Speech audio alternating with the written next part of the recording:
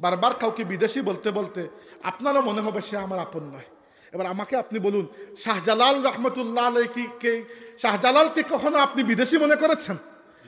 মুসলমানরা এই উপমহাদেশে প্রায় 800 বছরের উপরে শাসন করেছে। এই শাসন সময়ের মধ্যে ভারতীয় উপমহাদেশের যাবতীয় উন্নতি হয়েছে। ছোট দুই একটা উদাহরণ দেন। প্রথমে দেখেন স্থাপত্য, নির্মাণ। তাজমহল দেখেছেন কখনো? আমি নিজে তাজমহল দেখেছি। ভারতীয় উপমহাদেশে আপনি যে কোনো খাবার দেখেন, মুসলমানদের ইতিহাস সরিয়ে দেবেন, বিরিয়ানিকেও বাদ দিতে হবে। হ্যাঁ, বিরিয়ানি মুসলমানদের নিয়ে আসা, কাবাব বাদ দিতে হবে, মুরগি মাসাল্লাম, রোস্ট পোলা সবই বাদ দিতে হবে, এগুলো সবই মুসলমানদের। দয়া করে শিশুদের কাছে আপনিই প্রথম ইসলামকে পৌঁছে দেওয়ার চেষ্টা করুন, আর কারো কাছে না, আপনার ঘরের শিশুর কাছে। আমরা কি করব? দুইটা কাজ করব। প্রথমটা হচ্ছে, বাচ্চাকে স্কুলে পাঠিয়ে আগে যেরকম নিশ্চিত হয়ে বসে থাকতাম, এখন এরকম আর নিশ্চিত হয়ে বসবো না। বরং বাচ্চা স্কুল থেকে আসার পরে একবার জিজ্ঞেস করবো কি শিখেছে। স্বামী স্ত্রীর সম্পর্ক ব্যালেন্স কিভাবে হবে? স্বামী কি জালিম হয়ে বসে থাকবেন, না স্ত্রী জালিম হয়ে বসে থাকবেন? মা বাবার সম্পর্ক সন্তানের সাথে, সন্তানের সম্পর্ক মা বাবার সাথে কিভাবে সুষ্ঠু বিচার করবেন। এরপরে আসেন রাষ্ট্রীয় ক্ষেত্রে, রাষ্ট্র ব্যবস্থা কিভাবে চালাবেন। আল্লাহ নবী নিজে করে দেখিয়ে দিয়ে গেছেন। মানব জীবনে এমন কোনো ক্ষেত্র, এমন কোনো পরিসর, এমন কোনো ফিল্ড বাকি নাই ইসলাম যেখানে হেদায়েত দেয় নাই।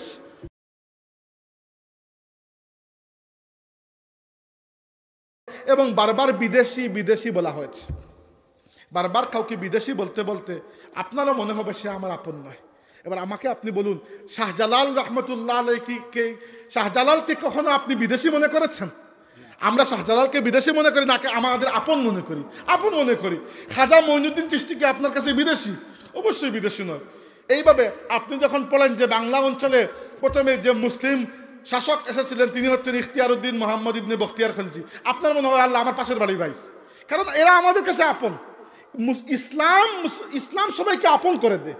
অফকোর্স আপনার যখন আপনি যখন পড়েন যে ভারতে 710 কিংবা 11 খ্রিস্টাব্দে প্রথম অভিযান করেছিলেন মোহাম্মদ ইবনে কাসিম, আপনার মনে হয় আল্লাহ মোহাম্মদ ইবনে কাসিম তো আমার সাথে ভাই পরিচিত, কারণ এদের একটা পরিচয় আমাদের কাছে, আমরা এদেরকে আপন করে নিয়েছি। বারবার যখন এদেরকে হেয় প্রতিপন্ন করা হয় বা বিদেশি বলা হয়, তখন মনে হয় যে কেউ না কেউ এদেরকে আমাদের কাছ থেকে দূরত্বে সরাচ্ছে। অথচ ভারতীয় উপমহাদেশে মুসলমানরা না আসলে খালি অন্ধকারে থাকতো, কোনো আলো থাকতো না, কোনো আলো থাকতো না। এই ভারতীয় উপমহাদেশে হিন্দুদের মধ্যে ছিল সতীদাহ প্রথা। স্বামী মারা গেলে, বিশেষ করে বড় ঘরের হিন্দু যারা, স্ত্রীকেও জীবন্ত আগুনে জ্বালানো হতো। তারা নিজেরাই সেটি পরে বাদ দিয়েছে, ঠিক আছে, কিন্তু মুসলমানরা এই উপমহাদেশে প্রায় 800 বছরের উপরে শাসন করেছে। এই শাসন সময়ের মধ্যে ভারতীয় উপমহাদেশের যাবতীয় উন্নতি হয়েছে। ছোট দুই একটা উদাহরণ দেন। প্রথমে দেখেন স্থাপত্য, নির্মাণ। তাজমহল দেখেছেন কখনো? আমি নিজে তাজমহল দেখেছি। দুনিয়ার সবচেয়ে সুন্দর ইয়ের মধ্যে একটি, স্থাপত্যের মধ্যে দেখার মতো জিনিস মুসলমানরাই তৈরি করেছেন। আমি বলছি না খুব যে ইসলামের দরদ নিয়ে করেছেন, বেচারা তার প্রেমের জন্য করেছে, কিন্তু করেছে সুন্দর, করেছে সুন্দর। ওকে, এরকম যত স্থাপত্য, লালকিল্লা, ফতেপুর সিক্রি থেকে যত কিছু সব মুসলমানদের তৈরি। ভারত এগুলা থেকে এখন কোটি কোটি টাকা কামায় আর মুসলমানদের বিরোধিতা করে, এটা খুব হাস্যকর হয়ে যায়। ওকে, 2 নম্বর পোশাক আশাক। মুসলমানরা দুনিয়াকে সুন্দর পোশাক পরা শিখিয়েছেন। যত পোশাক পরলে মনের মধ্যে শ্রদ্ধা আসে, ভদ্র মানুষ মনে হয়, ওগুলা মুসলমানরাই শিখিয়েছেন। বিশ্বাস করেন, আমি ইতিহাসে পড়েছি, তারেক ইবনে জিয়াদ রহমতুল্লাহি আলাইহি যখন স্পেন বিজয় করেছেন, মুসলমানরা যখন স্পেন বিজয় করেছে, আমার মাঝে মধ্যে চিন্তা হতো, আর স্পেনের থেকে 2 পাড়া আগে এগিয়ে গেলে লন্ডনটা কেন বিজয় করে নাই? পরে দেখলাম লন্ডনে তখন কিছুই ছিল না, মানুষ এবং কুকুর এক প্লেটে ভাত খেত, এরকম মূর্খ, এরকম মানে তারা অন্ধকারের মধ্যে ছিল। তাদেরকে জিয়াদের রুচি হয় না ওখানে যাওয়ার জন্য, বুঝতে পেরেছেন? রুচি হয় না ওখানে যাওয়ার জন্য। ভারতীয় উপমহাদেশে আপনি যে কোনো খাবার দেখেন, মুসলমানদের ইতিহাস সরিয়ে দেবেন, বিরিয়ানিকেও বাদ দিতে হবে। হ্যাঁ, বিরিয়ানি মুসলমানদের নিয়ে আসা, কাবাব বাদ দিতে হবে, মুরগি মাসাল্লাম, রোস্ট পোলা সবই বাদ দিতে হবে, এগুলো সবই মুসলমানদের নিয়ে আসা। সমোসা বাদ দিতে হবে ভাই, সমোসা আরবরা নিয়ে এসেছে, সমোসা আরবরা নিয়ে এসেছে, আরবিতে বলা হয় সাম্বুসাক। আমি নিজে খেয়েছি, যার মানে হচ্ছে তুর্কিশ দোকানে। তারা কি করতো, সমোসার মধ্যে গোশত দিত, আর উপরে তো আপনার যেরকম তিনকুনি র্যাপিং আছে। কিন্তু এটা যখন এই দেশে আসলো তো খুব জনপ্রিয় হয়ে গেল, মুসলমানরা খুব শখ করে খেতেন এই দেশের মুসলমানরা, কিন্তু হিন্দুরা খেতে পারতেন না, কারণ ভেতরে তো গোশত দেওয়া। কি করবেন অনেক পরে, কয়েকশো বছর পরে, যখন পর্তুগিজ ব্যবসায়ীরা পর্তুগাল থেকে ভারতীয় উপমহাদেশে আসলো, তারা একটি নতুন ফল নিয়ে আসলো, ফসল। এর আগে এই ফসল ছিল না। এই ফসলের নাম হচ্ছে আলু। আলু আমাদের এখানে ছিল না, আলু পর্তুগিজরা নিয়ে আসছে। তারা আলুকে বলতো বাটাটে, এই বাটাটাকে ইংরেজরা বলতো পটেটো। এই জন্য আলুকে আমরা ইংরেজিতে পটেটো বলি। এখন যারা গুস খেতে পারেন না, তারা কি করবেন, ইয়ের মধ্যে আপনার ওই যে সমোসার মধ্যে থেকে গুস সরিয়ে এখানে আলু দিয়ে খাওয়া শুরু করলেন। এটি আপনার বাজারে এখন পাওয়া যায়।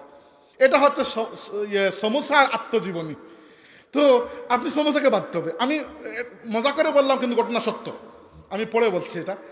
দেখেন, এই দেশে, এই ভারতীয় উপমহাদেশে যারা ইসলাম নিয়ে এসেছেন, হুক মুসলিম রাজা বাদশাহ, আপনি দেখেন ডাকঘর প্রতিষ্ঠা করা থেকে শুরু করে রাস্তা বানানো, পাবলিক টয়লেট বানানো।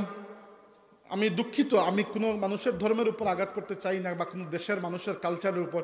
ভারতের অনেক মানুষ এখনো খোলা ময়দানে লাইন ধরে বসে পায়খানা করে। আপনি দিল্লি থেকে ট্রেনে রওনা দেবেন সকালে, একটু দেখবেন বিষয়টা। দিল্লি পার হয়ে একটা এলাকা আছে গুড়গাঁও, আমি, আমার আব্বা, আমার ভাই আর আরেকজন কে জানি, আমরা দিল্লি থেকে আজমির শরীফ যাচ্ছিলাম ট্রেনে। ট্রেনের রাস্তা তো আর একটা না, অনেকগুলো রাস্তা। একটা রাস্তাতে ট্রেন যাচ্ছে, শতাব্দী এক্সপ্রেস, আমার মনে আছে এখন। আমাদেরকে জাস্ট সকালের নাস্তাটা দিয়েছে, আমরা বাইরে তাকিয়েছি, ট্রেন যাচ্ছে না, বাইরে তাকিয়েছি। দেখি যতটুকু চোখ যায় ট্রেন লাইনের উপর মানুষ, বয়স্ক মানে প্রাপ্তবয়স্ক মানুষ এখানে বসে বাথরুম করছে, এবং শুধু বাথরুম যে করছে একে অন্যের পাশে বসে এবং গল্প করছে। শুনেছি প্রায় মানুষের বিয়ে সাথে ঠিক হয়ে যায় এই মজলিসে বসে, যে আপনার ছেলের সাথে আমার মেয়ের বিয়ে হবে নাকি, এই মজলিসে বসে বসে। মুসলমানরা এসে পবিত্রতা শিখিয়েছে, কাপড় পরা শিখিয়েছে। আমি কাউকে ফাজলামি করছি না, কিন্তু আমার নিজের চোখে দেখা এটা। শুনেছি না, এবং কি দেখেছিও, মানে নিজের চোখে নয়, ডকুমেন্টারিতে বা কোনো একটা ফিল্মেও এটা দেখানো হয়েছিল, যে মহিলারা কি করেন, অন্ধকার থাকতে থাকতে আলো হওয়ার আগে লাইন ধরে গিয়ে ওই যে মাঠে বাথরুম করে আসেন, সারাদিন আর যেতে পারেন না, তবুও এরা ঘরে টয়লেট বানাবে না। মানে কি একটা অভ্যাস, আল্লাহ পাকি জানে। এখন একটু পরিবর্তন হচ্ছে, আমি না করছি না, কিন্তু আমাদের কিতাবগুলো খুলে দেখুন, মুসলমানদের ফিকার কিতাবগুলো, যারা আলিম আছেন, এখন আমি একটু ইলমি কথা বলি, যারা আলিম আছেন, সর্বপ্রথম যে অধ্যায় পাবেন সেটি হচ্ছে তাহারাত, পবিত্রতা। কিভাবে অজু করবেন, কিভাবে গোসল করবেন, নখ কাটবেন, প্রস্রাব পায়খানা করে কিভাবে পরিষ্কার হবেন, সর্বপ্রথম নামাজের আগে অতি জরুরি, এরপরে নামাজের অধ্যায় শুরু। তাইলে দেখেন, আপনি মুসলমানদের ইতিহাসকে সরিয়ে কিছুই পাবেন না, খালি পাবেন, আরে বাদ দেন, আমি এত ডিপে যেতে চাচ্ছি না। এবার সমস্যা শেষ, আসে সমাধানে, বেশি লম্বা করবো না, আসতেছে সমাধানে আসি। সমাধান হচ্ছে দুইটা। বড়রা বড়দের কাজ করছেন, এবং আলহামদুলিল্লাহ ভালোই করেছেন। প্রথমে আমরা আন্দোলন সংগ্রাম ইত্যাদির চিন্তা করেছিলেন আমাদের বড়রা, পরে যখন বইটি ছাপা হয়েছে এবং বইটি ভালো করে পড়েছেন, দেখেছেন বইগুলো, তখন চিন্তা করেছেন যে আরও যদি মানুষ আসেন, অন্যান্য ইসলামী দলগুলো যদি আগ্রহী হয়। প্রথম দিকে তো কেউই আসে নাই, কিন্তু আলহামদুলিল্লাহ ফুলতুলি সাহেব কিবলা রহমতুল্লাহি আলাইহির দুয়ার বরকতে, ফুলতুলি সাহেব কিবলার রুহানি জিসমানি আওলাদরা বসে থাকেন নাই, বরং অত্যন্ত যৌক্তিকভাবে কিছু মানুষ বসেছেন, বসে পুরো বই গবেষণা করে একটি ডকুমেন্টারি ভিডিও ডকুমেন্ট এবং একটি লিখিত ডকুমেন্ট বানিয়েছেন। এখানে সবচেয়ে বড় অবদান যাদের, আমি আর নাম বলছি না সবার, কিন্তু আল্লাহর কাছে যারা এদের জাযা আল্লাহ দিয়ে দেবেন তাদেরকে, এবং তারা একে নিয়ে অনেক চেষ্টা চরিত্র করে বাংলাদেশের প্রধানমন্ত্রীর সাথে সাক্ষাৎ করেছেন। প্রধানমন্ত্রী শুনে আশ্বস্ত করেছেন যে এগুলো ঠিক হবে, এতটুকু পর্যন্ত আমরা জানি। শিক্ষামন্ত্রী এখন বলতেছেন যে কমিটি গঠন হবে, ঠিক হবে, জানি না তার নিয়ত কতটুকু। শিক্ষামন্ত্রীর কথা বলছি, তার নিয়ত কতটুকু সাফ বা কী করবেন, যদি করেন তাহলে তো আলহামদুলিল্লাহ, না করলে আমরা বড়দের কাছে জানতে চাইবো যে ওনারা কী ইয়ে। কিন্তু আমরা এখানে হুটহাট হুমকি দুমকি করে চলে গেলাম, কোনো লাভ হলো না। তার চেয়ে বরং ভালো হলো যে আমি আপনাদেরকে বুঝিয়ে দিলাম। তিনটা সমস্যা। আমরা কি করব? দুইটা কাজ করব। প্রথমটা হচ্ছে বাচ্চাকে স্কুলে পাঠিয়ে আগে যেরকম নিশ্চিত হয়ে বসে থাকতাম, এখন এরকম আর নিশ্চিত হয়ে বসবো না, বরং বাচ্চা স্কুল থেকে আসার পরে একবার জিজ্ঞেস করবো কি শিখেছে, এটি করবেন।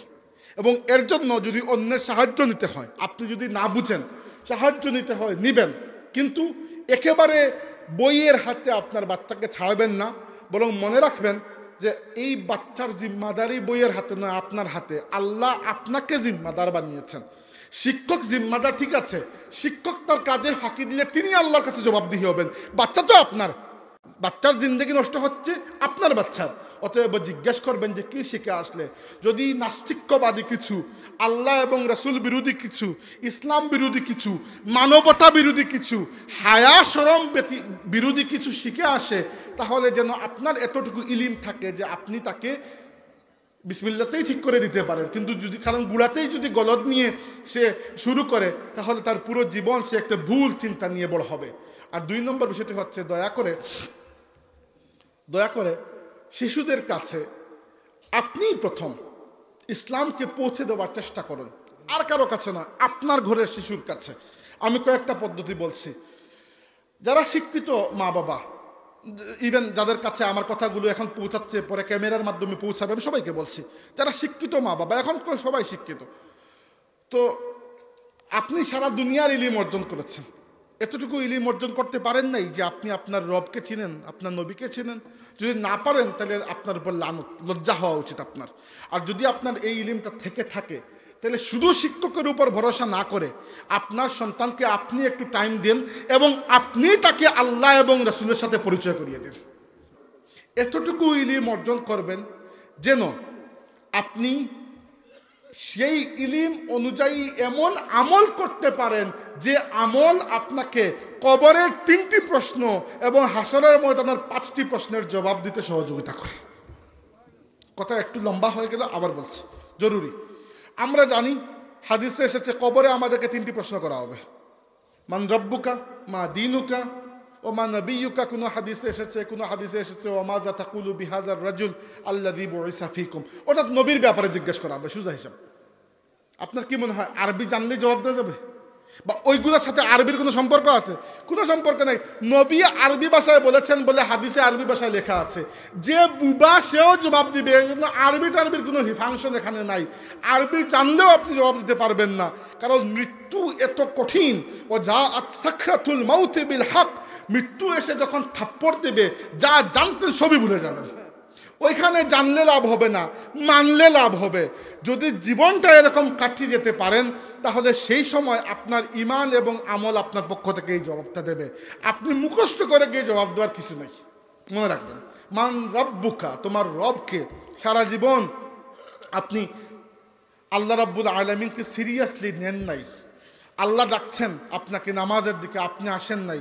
আল্লাহ বলেছেন হালালের পথে, আপনি যাচ্ছেন হারামের পথে। আল্লাহ রাব্বুল আলামিন আপনাকে চাচ্ছেন তার বান্দা বানাতে, আর আপনি আল্লাহর বান্দা না হয়ে আপনার ইচ্ছার বান্দা হয়ে গেছেন। আপনার ইচ্ছা, আপনার খেয়াল খুশিকে আপনি আল্লাহর মতের উপরে প্রাধান্য দিচ্ছেন। তো মুখে মুখে যতই বলুন আমি আল্লাহর বান্দা, লাভ তো নাই। রাসূলুল্লাহ বলেছেন, আমি এই হাদিস বুঝতে আমার অনেক দিন লেগেছে। আল্লাহ নবী বলেছেন, তাইসা আব্দুদ দিনারি ওয়া আব্দুদ দিরহাম। দিনার এবং দিরহাম মানে টাকা পয়সা, টাকা পয়সার গুলাম ধ্বংস হয়ে গেছে। আল্লাহ নবী বদদুয়া করেছেন। টাকা পয়সার গুলাম কিভাবে হবে? মানুষ তো আল্লাহর গুলাম। কিন্তু কিছু মানুষ আছে, আল্লাহ বলেছেন আল্লাযী জামাআ মালান ওয়া আদ্দাদা। জীবনের উদ্দেশ্য একটাই, মাল জমাবো গুনবো, জমাবো গুনবো, জমাবো গুনবো, এবং শেষ পর্যন্ত এরা এরকম মানে আসক্ত হয়ে যায় যে তার জীবনে টাকা পয়সা না বললেও তার মাবুদ হয়ে যায়। এমনকি আশ্চর্য বিষয়, কুরআন শরীফে আল্লাহ বলেছেন তার নবীকে, আফারা আইতা মান ইত্তাখাযা ইলাহাহু হাওয়াহু।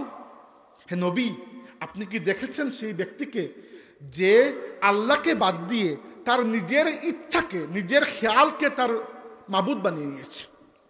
তার মানে খেয়ালও আপনার মাবুদ হতে পারে। কখন? উদাহরণস্বরূপ খুব সহজ, আমি ধরেন বা আপনার এলাকার কেউ, আমি থাকি এখন বর্তমানে জার্মানিতে, সেখানে আমার বাবাও নাই, মাও নাই, আপনারাও কেউ নাই। অর্থাৎ এরকম কেউ নাই যিনি আমার দৃষ্টি ধরবেন বা যার সামনে আমি লজ্জা পাবো। কারণ আমার যদি আল্লাহ না করুক নাউজুবিল্লাহ হারাম কিছু খাওয়ার ইচ্ছা পোষণ করি, আমি পারবো না। টাকাও আমার কাছে আছে, কেউ দেখছে না, না মা বাবা সামনে আছে, না আপনারা সামনে আছেন যে দেখে খারাপ পাবেন, তখনও যদি আমি এটি না করি তাইলে বোঝা যাচ্ছে যে আমি আমার ইচ্ছাটাকে আল্লাহর ইচ্ছার নিচে রেখেছি। এখন তো চাইলেও তো গুনাহ করতে পারতেছে না, কি বিশেষ বেটাগিরি তখন যখন আপনার সুযোগ আছে, তবুও আপনি আপনার ইচ্ছাটাকে আল্লাহর ইচ্ছার নিচে নামিয়ে এসেছেন। তবে হ্যাঁ, আপনি বলবেন তাহলে গুনাহ করলে কি আমি কাফির হয়ে যাব? না, এরকম না। আমি আপনাকে একটু কঠিন করে বলছি, আগে সতর্ক হয়ে যান। আপনি গুনাহ করলে কাফির হবেন না, তাওবা করবেন, আপনাকে আল্লাহ মাফ করে দেবেন। কিন্তু মনে রাখবেন, কোনো গুনাহকে যদি আপনি অহংকারের সাথে করেন, বারবার করেন, তাহলে এটি আপনার ইমানকে দুর্বল করতে থাকবে, একসময় ইমান খুঁজেই পাবেন না। এজন্য যদি বললাম যে কবরের 3টি প্রশ্নের সাথে ইলিমের কোনো সম্পর্ক নাই, ইমান এবং আমলের সম্পর্ক। এতটুকু ইলিম অর্জন করবেন যেন আল্লাহকে রব মেনে জীবনযাপন করতে পারেন। এতটুকু ইলিম অর্জন করবেন যেন ইসলামকে দিন মেনে জীবনযাপন করতে পারেন। দিন অর্থ কি? আমরা মনে করি দিন অর্থ ধর্ম। এটি একেবারে ভুল নয়, কিন্তু একেবারে শুদ্ধ নয়। এটি মোটামুটি শুদ্ধ কথা, পুরোপুরি শুদ্ধ নয়। পুরোপুরি শুদ্ধ জবাব হচ্ছে দিন শব্দের অর্থ জীবন ব্যবস্থা। ইংরেজিতে বলা হয় সিস্টেম অফ লাইফ, জীবন ব্যবস্থা।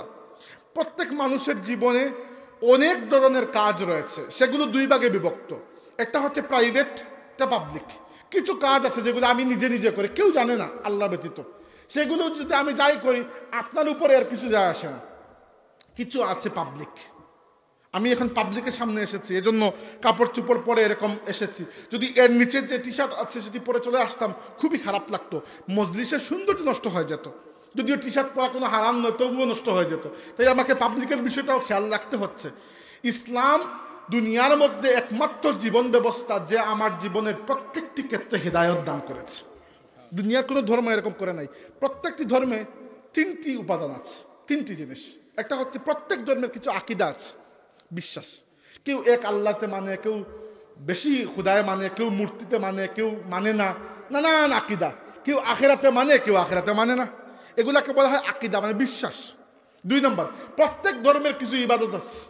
মুসলমানরা নামাজ রোজা করে, হিন্দুরা পূজা করে, কেউ অন্য কিছু করেন না, এগুলাকে ইবাদত বলা হয়, অথবা বাংলায় বলতে পারেন উপাসনা, পূজা ইত্যাদি। আর প্রত্যেক ধর্মের কিছু কালচার আছে, সংস্কৃতি। যেমন মুসলমানের বাচ্চা জন্ম হলে আকিকা করা হয়, অন্য কোনো ধর্মে অন্য কিছু হয়তো করা হয়। মুসলমানের বিবাহ যখন হয় তখন আকদ হয়, ইজাব কবুল হয়। হিন্দুদের আগুনের চারপাশে 7টা চক্কর হয়, আরও হয়তো অনেক কিছু হয় অনেক ধর্মের। মুসলমানের যখন মানুষ মারা যায় তখন গোসল, কাফন, জানাজা, দাফন, এই 4টা তো লাজিম করতে হয়। অন্য ধর্মে জ্বালিয়ে দেওয়া হয়, কোনো জায়গায় অন্য কিছু করা হয়, এগুলোকে বলা হয় ধর্মীয় সংস্কৃতি। দুনিয়ার প্রত্যেকটি ধর্মে এই 3টে জিনিস আছে, আকীদা বিশ্বাস, কিছু ইবাদত আর কিছু সংস্কৃতি। এর বাইরে আর কোথাও কিছু নাই, একমাত্র ইসলাম ব্যতীত। ইসলামে এর বাইরেও আল্লাহ আপনাকে হেদায়েত দিয়েছে। কিভাবে? আপনার পারিবারিক জীবন কিভাবে কাটাবেন, স্বামী স্ত্রীর সম্পর্ক ব্যালেন্স কিভাবে হবে। স্বামী কি জালিম হয়ে বসে থাকবেন, না স্ত্রী জালিম হয়ে বসে থাকবেন? মা বাবার সম্পর্ক সন্তানের সাথে, সন্তানের সম্পর্ক মা বাবার সাথে, আমার সম্পর্ক প্রতিবেশীর সাথে, প্রতিবেশীরটা আমার সাথে। এরপরে আসেন সমাজে। মানুষ সামাজিক জীব। সমাজে আপনার চালচলন, ব্যবহার, আচার, চুক্তি কিভাবে হবে, ওয়াদা দিলে রক্ষা করবেন কিনা, মিথ্যা বললে কি হবে না হবে। এরপরে আসেন অর্থনৈতিক ক্ষেত্রে, ব্যবসার লেনদেন কোনটা হালাল কোনটা হারাম, কিভাবে জায়েজ নয়, ইসলাম বলে নাই। এরপরে আসেন বিচারের ক্ষেত্রে, কিভাবে সুষ্ঠু বিচার করবেন। এরপরে আসেন রাষ্ট্রীয় ক্ষেত্রে, রাষ্ট্র ব্যবস্থা কিভাবে চালাবেন। আল্লাহ নবী নিজে করে দেখিয়ে দিয়ে গেছেন। মানব জীবনে এমন কোনো ক্ষেত্র, এমন কোনো পরিসর, এমন কোনো ফিল্ড বাকি নাই ইসলাম যেখানে হেদায়েত দেয় নেই। এই জন্য ইসলাম জীবন ব্যবস্থা। আপনি এই জীবন ব্যবস্থাকে বুড়ি আঙ্গুল দেখিয়ে দুনিয়া পার করলেন, আর ওইখানে গিয়ে আপনি জবাব দিয়ে দেবেন দিন ইসলাম? না, জানলে হবে না, মেনে যেতে হবে। একইভাবে নবীর সাথে মহব্বত কি মহব্বত? যে মহব্বতে গজল গেয়ে নিলেন। আপনার কি মনে হয় ওই গজল গাইয়াই শেষ আপনার ইশকে রাসূল? আমাদের কাছে সুন্নত বলতে পাঞ্জাবি টুপি পর্যন্তই শেষ হয়ে যায়, ম্যাক্সিমাম সুরমা আতর, এর থেকে বেশি গেলে মিষ্টি খাওয়া, এরপরে আমাদের সুন্নত আর আগায় না। অথচ আমাদের নবীর জীবনের সবচেয়ে বড় সুন্নত হচ্ছে যেদিন থেকে তিনি কথা বলতে শুরু করেছেন, আর যেদিন তার মুখের কথা আল্লাহ বন্ধ করে তাকে আল্লাহর কাছে নিয়ে গেছেন, অর্থাৎ ইন্তেকাল করেছেন তিনি, সেই পুরো সময়ের মধ্যে আমাদের নবীর জীবনে একটিবারও একটি মিথ্যা কথা বলেন নেই। এর চেয়ে বড় সুন্নত হতে পারে? এই সুন্নতকে আমরা বলিও না, করিও না, কারণ এটা খুব কঠিন জিনিস। কিন্তু